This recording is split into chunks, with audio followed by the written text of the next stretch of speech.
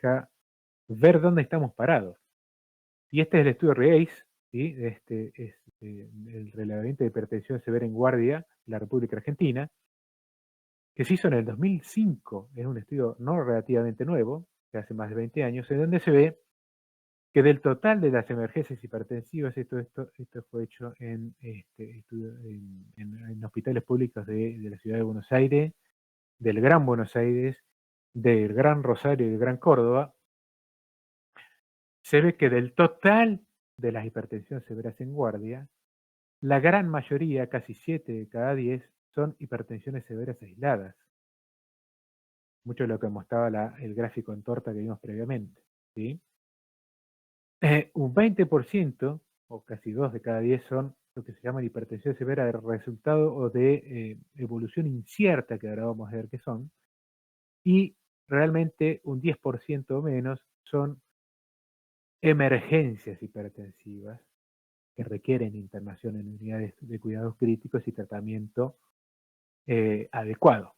Y la minoría son principalmente emergencias hipertensivas propiamente dichas, que son, ahora las vamos a ver. Esto, así como hasta acá, no varió en su prevalencia e incidencia. Este gráfico sigue siendo muy importante y refuerza lo que dijimos anteriormente, que la gran cantidad de emergencias hipertensivas que tenemos en guardia son de bajo riesgo si uno las sabe conocer. Cuando nosotros hablamos de hipertensión severa de servicio de emergencia, bueno, el servicio de guardia, lo dividimos, y esto por una cuestión de no simplemente semántica o de forma, sino de diagnóstico y tratamiento, en hipertensiones severas con daño de órgano blanco o sin daño de órgano blanco. Las primeras, que son las minorías, acabamos de decir, son las que antes famosas llamadas emergencias hipertensivas, y las sin daño de órgano blanco, las anteriormente llamadas urgencias hipertensivas, ¿sí? Como siempre hubo un gran embrollo entre emergencia y urgencia, que sí, que no, o médicos que no son especialistas, que son los que generalmente están en guardias, porque generalmente hay médicos emergentólogos que sí saben, son especialistas en emergentología, y luego en general médicos generalistas con experiencia, pero que en cuestión de formas, emergencia y urgencia es lo mismo, se trata todo de manera igual, en realidad no es así.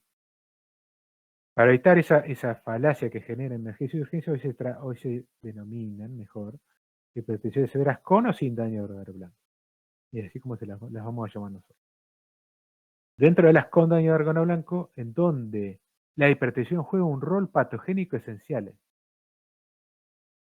¿Qué quiere decir esto? La hipertensión es causa y objeto de tratamiento de la enfermedad que le está pasando al paciente aguda en ese momento. Y yo necesito tratarla de manera rápida y severa. Y necesitan internaciones en cuidados críticos, son la encefalopatía hipertensiva, o sea, los trastornos encefalopáticos, los deterioros del sensorio, o trastornos de la marcha y de la orientación generados por hipertensión arterial severa, el edema agudo de pulmón, o sea, la falla cardíaca izquierda aguda, ¿sí? Por un aumento, una elevación brusca de la presión arterial, cualquier tipo de síndrome aórtico agudo, en cualquiera de sus descripciones, en general el más frecuente es la disección aórtica aguda, ¿sí? Pero también puede ser la úlcera penetrante, ¿sí? O la ruptura aórtica aguda, mucho menos frecuentes.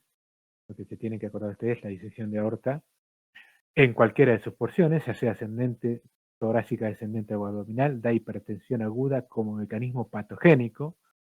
El síndrome coronario agudo, cualquier síndrome coronario agudo con hipertensión arterial severa, es una emergencia hipertensiva, sea el síndrome coronario con o sin elevación del ST, en general son sin elevación del ST, en donde la emergencia está dada por el brusco aumento de la presión arterial que genera un aumento del doble producto. Esto quiere decir que hay más demanda de oxígeno miocárdico por fuerza que tiene que hacer contra esa presión tan alta que la oferta de oxígeno que le podemos hacer y generar isquemia. Y las más raras que son las crisis hipercatecolaminérgicas, como por ejemplo las crisis de feocomocitoma, ¿sí? Las crisis de feocomocitoma o de paragangliomas medulares, que son lo mismo, que son raras de ver, existen, pero son raras de ver. Yo en mi vida vi solamente 2 crisis hipercatecolaminérgicas, llevo 21 años de médico, y las hipertensiones malignas o aceleradas que tienen que ver más especialmente, que ya lo han visto con la doctora Gadea, con retinopatías hipertensivas grado 3, grado 4, muy rápidamente evolutivas, con deterioro de la capacidad de la agudeza visual. Estas son de internación emergente y necesitan un tratamiento agudo y rápido de la hipertensión arterial, porque ella es la que genera o la que perpetúa la gran mayoría de la patogenia de estas enfermedades. También en hipertensión severa con daño de órgano blanco, tenemos las hipertensiones, las emergencias asociadas a hipertensión, que es otro grupo aparte. Yo empecé la clase diciendo que este era un grupo heterogéneo de condiciones que tenían como factor común la hipertensión arterial de grado 3 o severa. Fíjense que son todas cosas muy diferentes, pero que tienen en factor común que tienen hipertensión arterial grado 3. En las emergencias asociadas a hipertensión arterial, la hipertensión está, porque si no, no sería hipertensión severa en servicio de emergencia, pero o no está claro o no cumple un rol patogénico esencial básico de la enfermedad que le está acusando al paciente. Sin embargo, por supuesto, se tienen que internar y hacer un tratamiento específico de la enfermedad. ¿Cuáles son estas? Cosas muy frecuentes como por ejemplo el accidente cerebrovascular, tanto isquémico como hemorrágico, ¿bien? La insuficiencia renal aguda, ¿sí? Las crisis de insuficiencia renal aguda oligoanúricas en general, y las crisis de tirotoxicosis, ¿sí? Las tormentas tiroides. Esta última, más rara de ver, el ACV isquémico o hemorrágico, el isquémico muy frecuente de ver, ¿sí? Ustedes habrán visto ya, o si no van a ver, que el accidente isquémico transitorio, el accidente cerebrovascular isquémico o el accidente cerebrovascular hemorrágico son enfermedades asociadas a trastornos vasculares del encéfalo que generalmente vienen hipertensos. Bien. No siempre van a venir con hipertensión arterial severa a la guardia, ¿sí? Motivo por el cual no siempre van a ser de internación en terapias intensivas, pero cuando lleguen con hipertensión arterial severa, el accidente isquémico transitorio, el ACV o el accidente isquémico, perdón, hemorrágico cerebral, deben ir a terapia intensiva. De todas estas cosas que nosotros estamos enumerando ahora, que son la minoría, repito, no vamos a hablar de cada una, ¿sí? Existen apartados en la salud del adulto mayor para cada uno, de adulto joven y adulto mayor, para cada una de estas cosas que la vamos viviendo en el correr de la cursada del área. Y las más frecuentes, y para suerte nuestra, las con menos peligro para el paciente, son las hipertensiones severas sin daño de órgano blanco, antes llamadas urgencias hipertensivas. ¿Cuáles son? Las hipertensión severa aislada, ¿sí? Que es la clásica de guardia, o sea, 180, 110 o alguna de las dos, con cefalea, mareo, epistaxis, que es sangrado nasal, general anterior, que no se sabe mucho cuál es qué fue primero, si el huevo o la gallina, es lo mismo que la cefalea y la hipertensión arterial severa. Si la cefalea dio la hipertensión arterial o viceversa, es lo mismo que la epistaxis, pero quedan en control. Y la hipertensión severa de riesgo indeterminado, o de riesgo intermedio también se llama. Cuando los síntomas de la hipertensión arterial severa no nos tiran ni para este lado ni para este lado, están en el medio.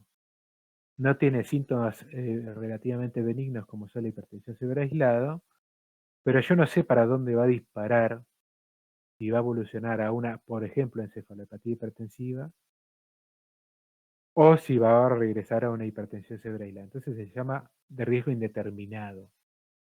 Son raras de ver, ¿sí? En general, la hipertensión severa se para de un lado o del otro.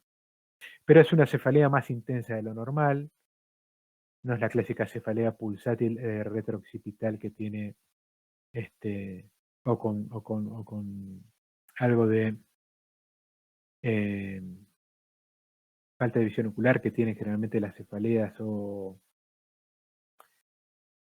fotofobia que tienen las cefaleas clásicas de hipertensión severa aislada. Tiene vértigo, tiene visión borrosa, que no esté, queda en el medio de una hipertensión severa aislada y una hipertensión maligna acelerada, náuseas y vómitos, una molestia precordial que no es una molestia clásica de un síndrome coronario agudo. Bueno, es un paciente que no termina de cerrar. Esto es una presentación de lo que son las hipertensiones severas en guardia. E independientemente de cada una de estas enfermedades que no las vamos a ver, es qué tenemos que hacer nosotros en nuestro servicio de urgencia en guardia. Y es lo siguiente. Se nos presenta un paciente con, y esto es nuevo, de la Federación Argentina de Cardiología de este año. Salió la semana pasada, hizo un algoritmo lindo, son todos iguales. Creo que uso está bastante bien explicado. Un paciente que llega con 180, 110 al servicio de guardia o que es llamado por ambulancia y ustedes están arriba de la ambulancia ganándose el pan. ¿Qué tenemos que hacer? Evaluarlo clínicamente como siempre. Anamnesis, examen físico, tomarle de vuelta la presión, si es que nosotros no se la tomamos, bien tomada. ¿Okay? Eso quedó claro, ¿no? Creo que ya lo dije varias veces, no quiero después encontrarme con alguien que me diga no interno derecho porque tiene 180, 110 sin haberlo evaluado nuevamente. Y con estas pequeñas cosas, porque no tengo para hacerle muchísimos estudios, recuerden que estamos en guardia, ante una situación de urgencia, porque el paciente extraído es toda una situación de estrés para el paciente, para el familiar, es todo un despelote que se arma. Tenemos que ver si el paciente, una vez tomada correctamente la presión, no tiene daños de órgano blanco o tiene daños de órgano blanco. La mayoría va a estar en este lado.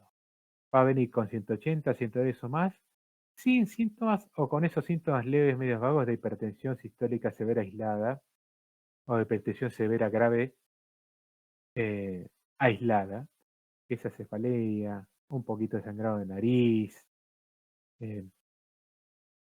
por lo cual hacemos diagnóstico de hipertensión severa sin daño de órgano blanco. ¿Y qué tenemos que hacer?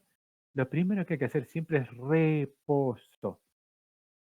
Y es acá donde va a tener que jugar ustedes con el paciente y con el familiar del paciente, que nunca viene solo, porque durante media a una hora no le van a hacer nada más que esté esperando en la sala. Y eso a la gente no le gusta, no lo entiende, que con 180, 110 o más no le hagan nada. Entonces, si recuerdan lo que le dije recién, la mayoría de las hipertensiones severas aisladas, o sin daño de órgano blanco, son en general reactivas a algo emotivo, ¿sí? Igual que las pseudocrisis, que vamos a ver cómo las descartamos ahora. Entonces los tenemos que dejar una horita esperando que se le pase. ¿Bien? Por otro lado, después vemos cómo seguimos. Por otro lado, después están si tiene daño de órgano blanco. ¿Bien? Si tiene daño de órgano blanco, en primera instancia, es una emergencia hipertensiva o, si tiene suerte, no tanta, pero si tiene más suerte que una emergencia hipertensiva, es una situación clínica asociada a hipertensión arterial severa, como la ACV o la insuficiencia renal aguda. Esta indicación es directamente derivación enseguida a una terapia intensiva en unidad coronaria para su tratamiento. Esta parte, que es la que siempre uno tiene resquemor de encontrarse, es la menos frecuente. De todos estos, del 100%, 90% van a estar acá, 10% van a estar acá. ¿Ok? Pero a este 10% hay que saber diagnosticarlo. Bien. Y si me quedan dudas, lo interno de todos modos. Más vale una internación de más que un difunto de menos que pase a buscar la cochería por la calle a la mañana del día siguiente. Pero para que se queden tranquilos, la mayoría está acá. Profe, Entonces, dentro de nuestra hipertensión severa sin daño de órgano blanco, que lo dejamos descansando una hora, si dentro de esa hora yo le voy y le tomo la presión de vuelta y bajó ya a menos de 180, 110 solita, con reposo nomás, o hubo una disminución de 20 o 10 milímetros de mercurio sistólico y diastólico respectivamente, eso ya sé que es una pseudocrisis hipertensiva, que tiene mucho de emotivo, ¿bien?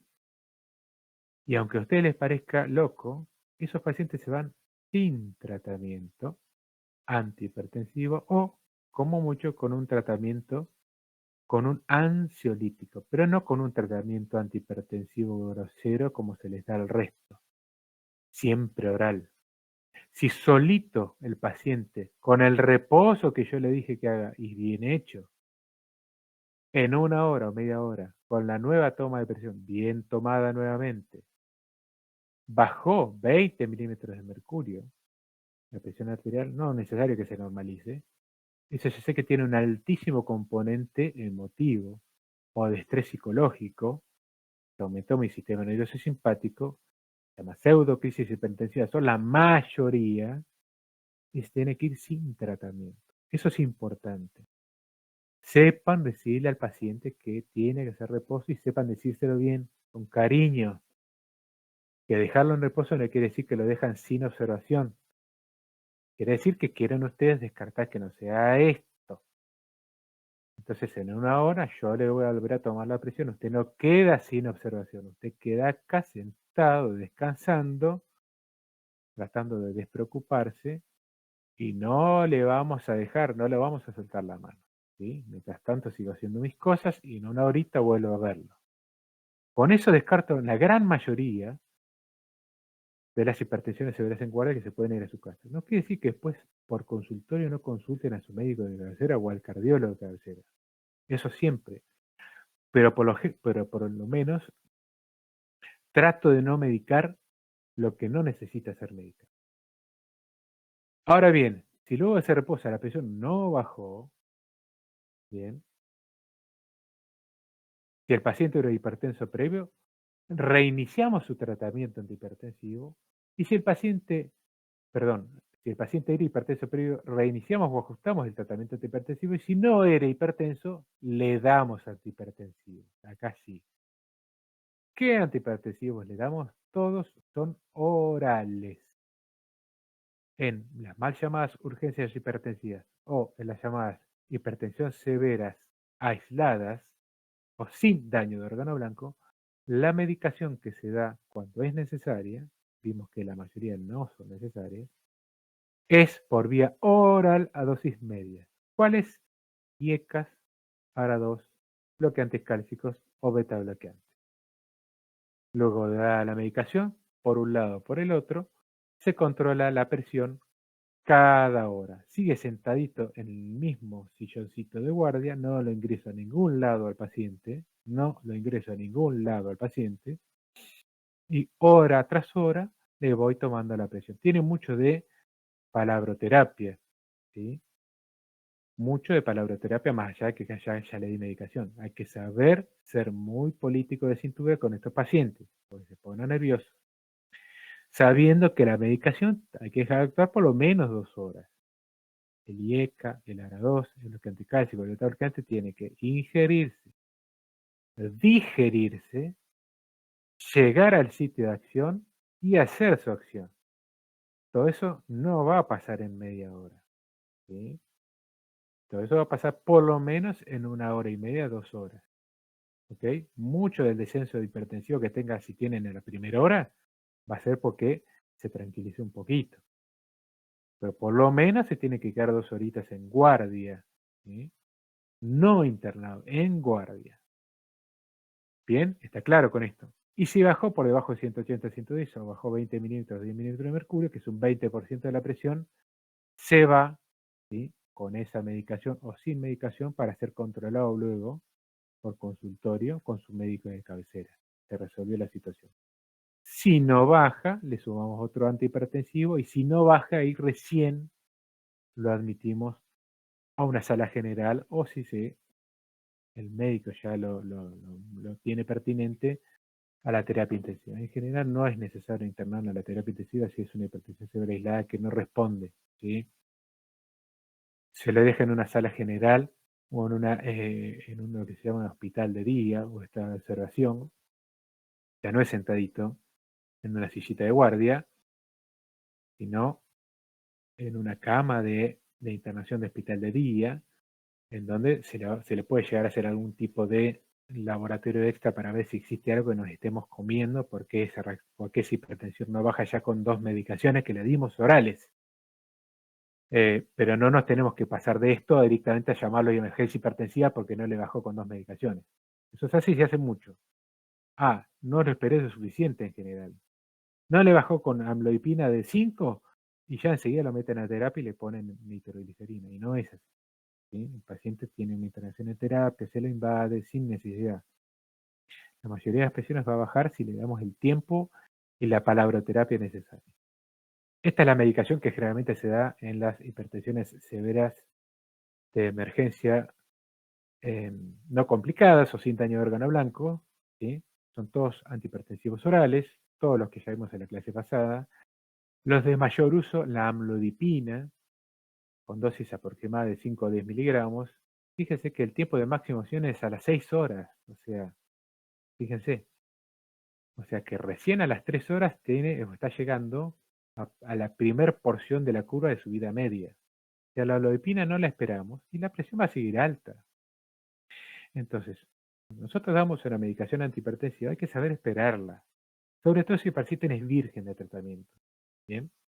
Estas son guías españolas, pero aquí no hay, en Argentina no hay, un bloqueante cálcico diidropyridínico de acción ultra rápida que se llama la cidipino, que tiene, fíjense, la máxima acción a la media hora, ya a los 15 minutos está haciendo acción, y no es tan hipotensora como era la nifedipina de acción rápida, que ya se dejó de dar porque era peor el remedio que la enfermedad.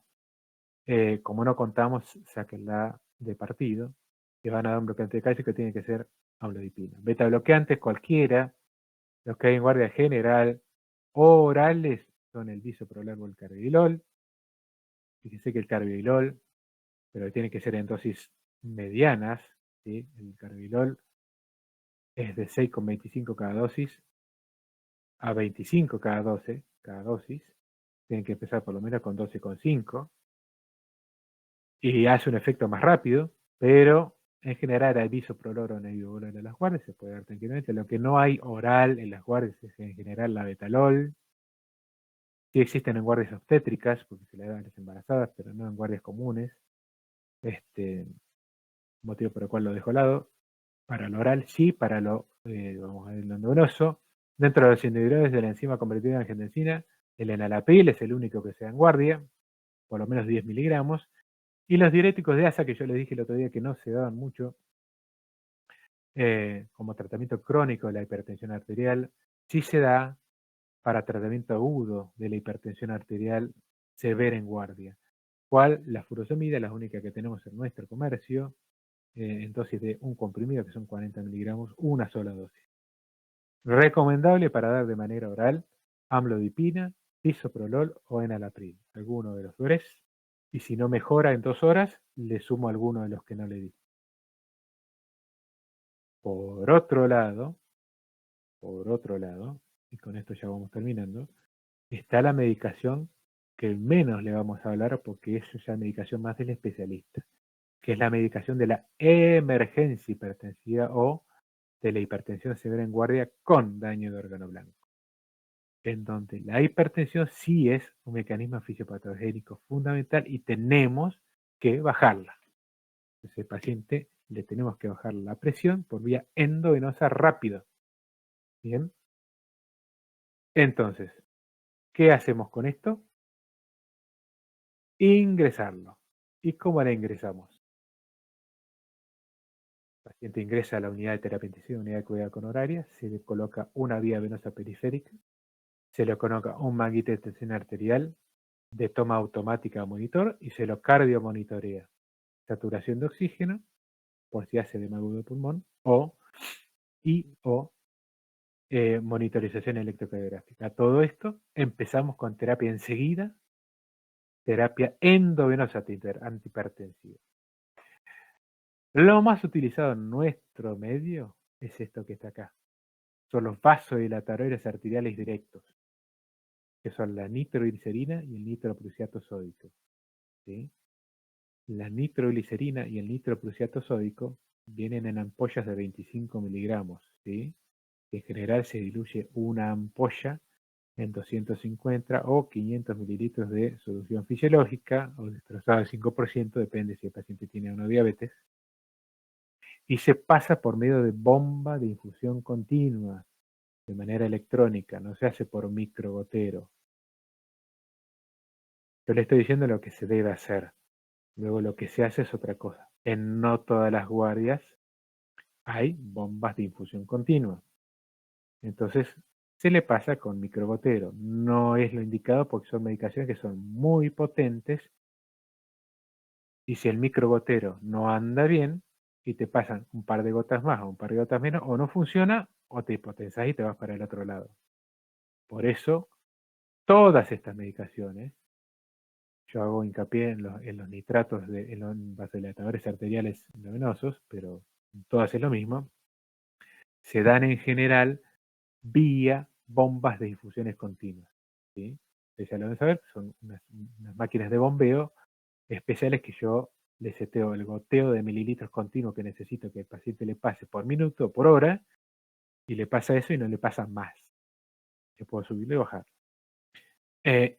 Acá están las dosis, no me interesa que lo sepan, pero fíjense que tienen un principio de acción muy rápido, porque necesitamos bajar la dosis, perdón, la hipertensión muy rápida. Pero también lo bueno que tiene es que tienen una finalización de acción cuando yo las corto muy rápida. Quiero decir que si la medicación me pasé de rosca y el paciente le bajó demasiado la presión, yo con solo cortarla, en unos pocos minutos el paciente ya vuelve a su estado normal de presión. ¿Bien? Porque son dadores de óxido nítrico.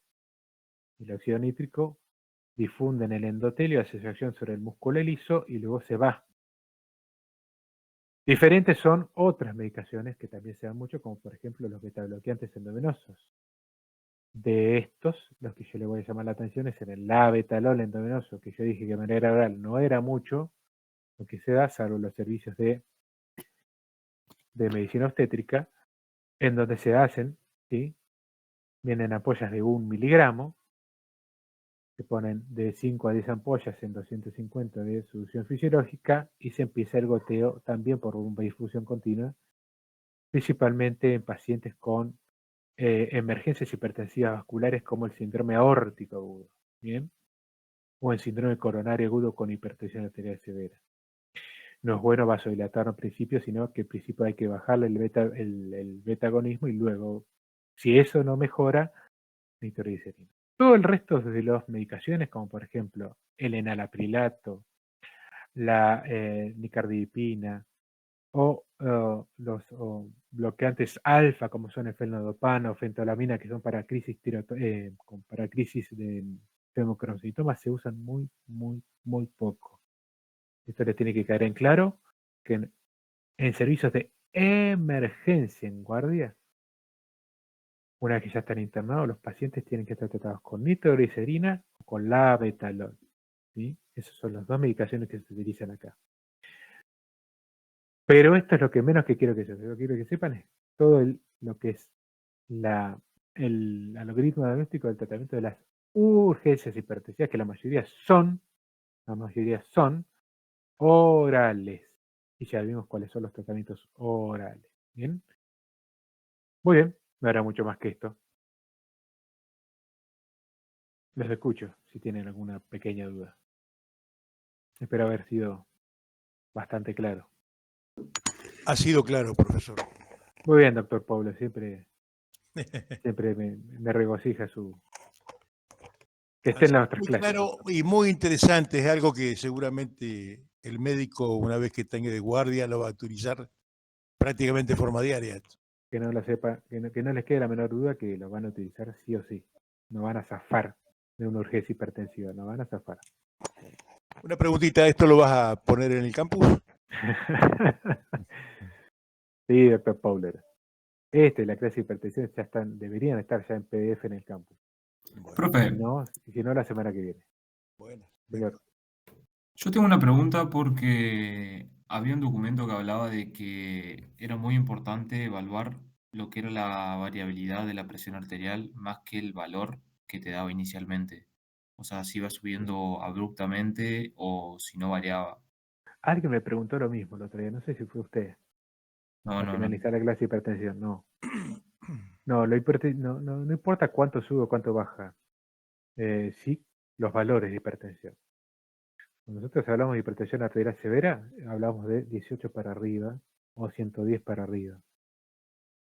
Mejor dicho, 180 milímetros de mercurio hacia arriba o 110 milímetros de mercurio hacia arriba.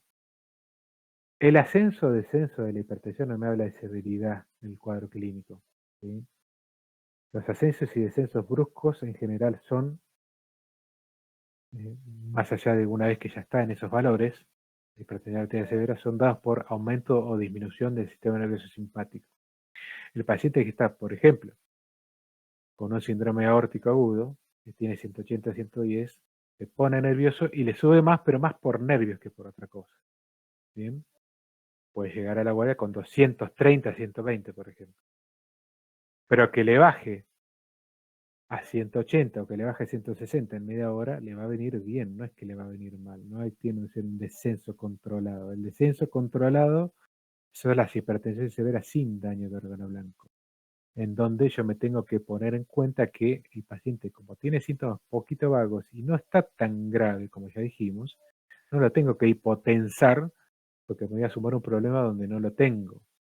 En el caso de hipertensiones severas con daño de órgano blanco, ¿sí? O con condiciones asociadas, sí le tengo que bajar la tensión arterial de manera rápida.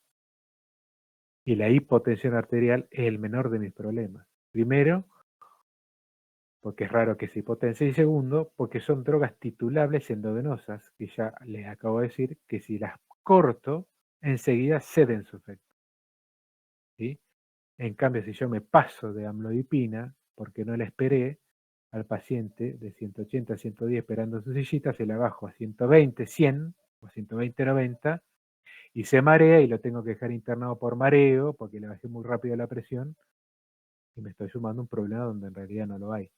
No en emergencias hipertensivas. En emergencia hipertensiva hay que tenerle respeto, no hay que tenerle miedo, hay que tratarla como es, ¿sí? Como un gato rabioso, fuerte, ¿sí? Hay que internarlo, hay que saber diagnosticarlo y hay que ponerle medicación. Y no tenerle miedo a las drogas titulables. Las drogas titulables son buenas y son nobles. Así como vienen y hacen su efecto, se van. ¿Bien?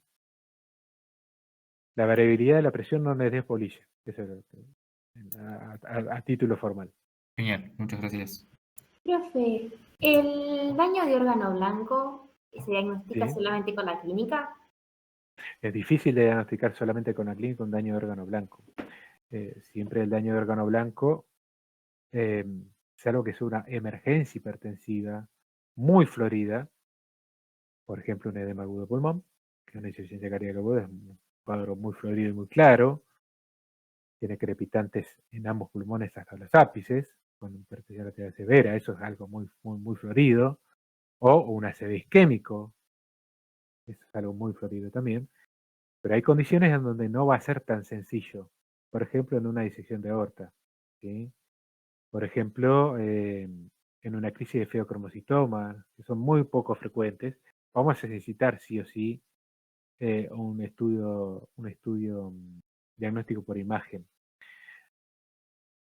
Cuando vimos en el cuadro de algoritmo diagnóstico, vimos que en general usamos la anamnesis y la toma de presión y demás bien tomada. Cuando yo estoy sospechando que tiene algo más que una crisis de hipertensión severa aislada, lo meto en la terapia y le hago algún tipo de análisis o algún tipo de estudio complementario en el momento. En una disección de aorta es muy difícil que yo le haga un diagnóstico sin un estudio de imagen. Siempre se hace con estudio de imagen. En general hoy es una tomografía axial computada con contraste endovenoso, ¿sí? Que se llama por protocolo para con protocolo para disección de aorta. Es lo mismo que el protocolo para TEP. Pero no solo con la anamnesis. La mayoría, sí, van a poder hacerla con anamnesis y clínica. Pero hay algunos que van a necesitar una ayuda con algún diagnóstico complementario. Pero son las menos, así que no se hagan problemas. O sea, ante la duda, como dije también al principio, más vale una internación de más que una cochería escolar y pasando de más al otro día. Si vos tenés alguna duda, lo mandás a terapia, no hay ningún problema. Que llore el paciente, no me interesa. Si se quería ir a su casa a ver a River como pierde hoy, es un problema de él. Pero si vos tenés una duda de que le vaya bien o que le vaya mal, o qué es lo que tiene, terapia. Se terminó. Lo que tratamos de hacer es no mandar a todo el mundo a terapia por cosas que realmente no lo tienen. Si tiene un poquito de dolor de cabeza, con 180, 110, se queda esperando afuera. Ahora, si tiene edema agudo de pulmón, tiene que ir directo a la guardia. Y si tiene algo que no me cierra, va también a la terapia. Quédense tranquilos, eso. No echen a la gente de más. ¿Sí? Si algo no cierra, y te dejo, hermano. Porque yo no sé qué tenés. Hay veces decir no sé es bueno. Mira, yo no sé qué te pasa. Vamos a hacer un poco más de estudios a ver qué es lo que pasa acá y si necesitamos hacerte un tratamiento más grosero o no. Más intensivo o no. Pero en general las hipertensiones o las emergencias hipertensivas son cuadros muy floridos que con la anamnesis ya te vas dando cuenta qué es lo que puedes llegar a tener. Gracias. Profe, hay algunas bibliografías que ponen como valor de corte en la urgencia hipertensiva 210 de sistólica y 120 de diastólica. ¿Nos quedamos con el 180 a 110 únicamente? Por supuesto que sí. Porque ese valor lo ponía como corte en la emergencia. No.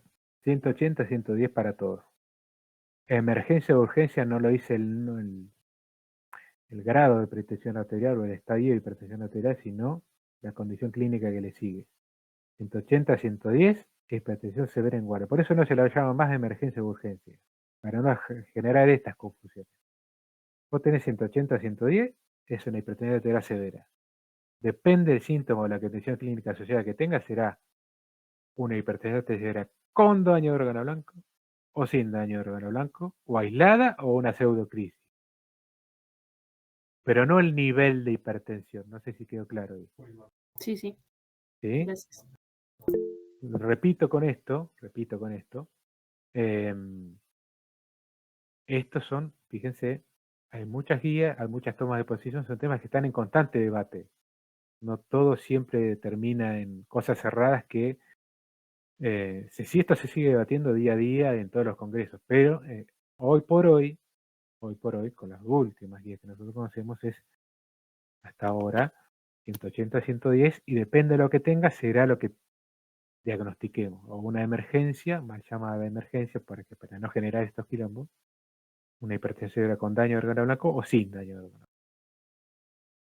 Pero no por los cortes de presión arterial. Corte es 180, 110. Muy bien, joven.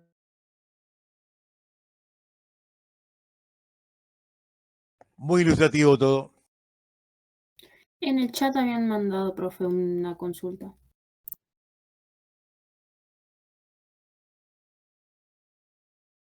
Me parece que se ha ido.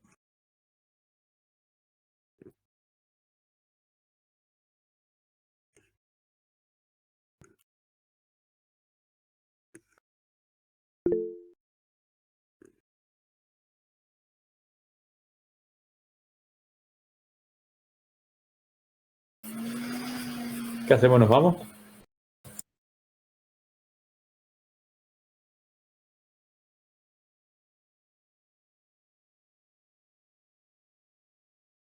La sala sigue conectada. Para mí se le ha cortado.